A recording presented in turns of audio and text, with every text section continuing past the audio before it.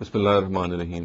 دین کی دعوت کے حوالے سے مختلف سوالات ہیں جن کو ہم زیر بحث لاتے رہتے ہیں اور یہ دیکھتے رہتے ہیں کہ ان میں سے بعض ایسی غلط فہمیاں ہیں جن کو اگر دور نہ کیا جائے تو بہت سارے ایسے نتائج اخذ کر لیے جاتے ہیں جو قرآن مجید کے بالکل مختلف ہوتے ہیں، اس سے بالکل منافی ہوتے ہیں۔ اسی قسم کی غلط فہمی یہ بھی ہے کہ دعوت کے جو مختلف مراحل ہیں ان کے حوالے سے یہ جانا جاتا ہے کہ ظاہر ہے کہ ہم اس کو دیکھتے ہیں کہ قرآن مجید میں رسولوں کے حوالے سے یہ بیان ہوئے ہیں، اور جب یہ رسولوں کے حوالے سے بیان ہوئے ہیں تو پھر یہ انسان کے اندر یہ خواہش پیدا ہوتی ہے اور صحیح خواہش پیدا ہوتی ہے کہ ہمیں بھی چونکہ رسولوں کی پیروی کرنی ہے اور سب سے بڑھ کے اپنے رسول نبی صلی اللہ علیہ وسلم محمد صلی اللہ علیہ وسلم کی پیروی کرنی ہے، چنانچہ جو دعوت کے مراحل ان کو درپیش رہے اور جس کو انہوں نے فالو کیا ہمیں بھی اسی طریقے سے اپنی دعوت کو ماڈل کرنا چاہیے اور انہی مراحل سے گزرتے ہوئے معاملہ کرنا چاہیے۔ یہ ایک ایسی غلط فہمی ہے کہ اگر اس کو ظاہر ہے کہ اس سے معاملہ کیا جائے، اس کو اڈھیر کیا جائے تو بہت سارے ایسے نتائج نکلتے ہیں کہ جو اللہ تعالیٰ اور اللہ تعالیٰ کی کتاب جو ہے اس سے بالکل منافی بیان کرتی ہے۔ مثال کے طور پہ یہ دیکھیے کہ جو رسول کی جو پورا کا پورا مشن ہے اس میں منتج ہونا ہوتا ہے خاص نتیجے پہ،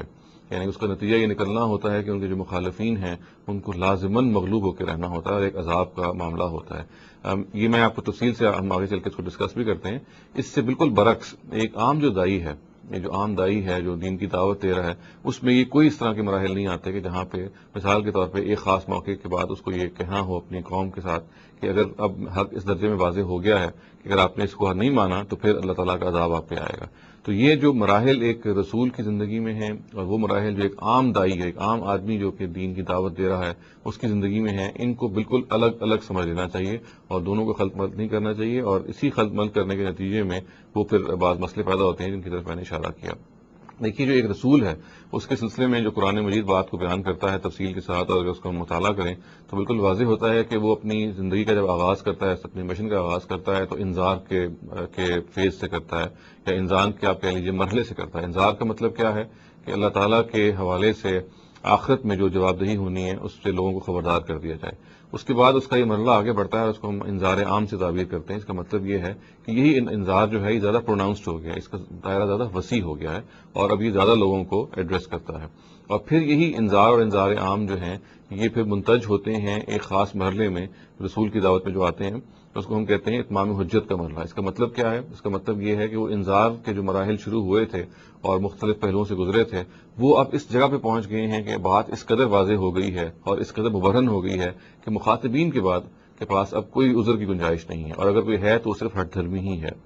چنانچہ یہ تیسرا مرحلہ ہے اتمام حجت کا، اور اس کے بعد پھر ایک رسول جو ہے اس کو اللہ تعالیٰ حکم دے دیتے ہیں کہ اب تم اپنی قوم سے الگ ہو جاؤ، اب ان پہ عذاب آئے گا۔ وہ عذاب ظاہر ہے اس کی نوعیتیں مختلف قسم کی ہیں، مگر بہرحال وہ پھر ایک خاص موقع ہوتا ہے، اس کو ہم ہجرت سے تعبیر کرتے ہیں اور برات سے بھی تعبیر کرتے ہیں۔ ہجرت کا مطلب ہے کہ ایک رسول جو ہے وہ اپنی قوم کو چھوڑ دیتا ہے، اور برات کا مطلب یہ ہے اسے بری الذمہ ہو جاتا ہے اور اس کو چھوڑ دیتا ہے اس لحاظ سے کہ اب اللہ تعالیٰ ہی ہے کہ اس کا فیصلہ کریں گے۔ اور یہ آپ کہہ سکتے ہیں کہ رسول کی دعوت کا چوتھا مرحلہ ہے، ہجرت و برات کے نام سے اس کو ہم موسوم کرتے ہیں۔ اور پھر آخری مرحلہ وہ ہے کہ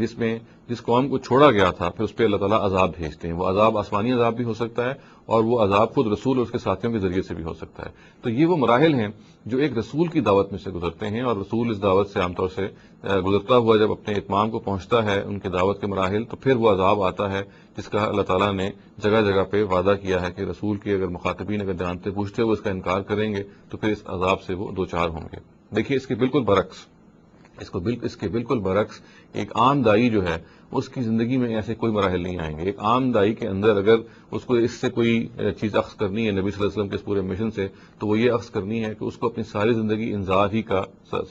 کام سر انجام دینا ہے، دعوت ہی کا کام سر انجام دینا ہے۔ اس کو اگر وہ دین کا عالم ہے تو دین کی بات کو بتاتے چلے جانا ہے، نہ اتمام حجت کا مرحلہ اس کے اندر آئے گا، نہ اس کو اپنی قوم کو چھوڑنا ہے، اور نہ ان کو کسی عذاب کی وعید دینی ہے۔ یہ سب کے سب مراحل جو ہیں یہ رسولوں کے ساتھ خاص ہیں۔ ایک عام دائی کے لیے جو بات سمجھنے کی ہے وہ یہ ہے کہ وہ صرف اور صرف ان کو خبردار کرتا رہے گا۔ وہ ظاہر ہے کہ اس خبردار کرنے کے جو مختلف ذرائع ہیں وہ ان کو استعمال کرے گا اور جو بہتر سے بہتر ذریعہ اس کو استعمال کرے گا، مگر وہ ہرگز اس معاملے میں ایک کسی رسول کی پیروی نہیں کر سکتا، اس لیے کہ یہ رسولوں کے ساتھ خاص معاملہ ہے۔ قرآن مجید نے اس کو خاص طور سے بیان کیا ہے کہ یہ جو سارے کا سارا معاملہ ہے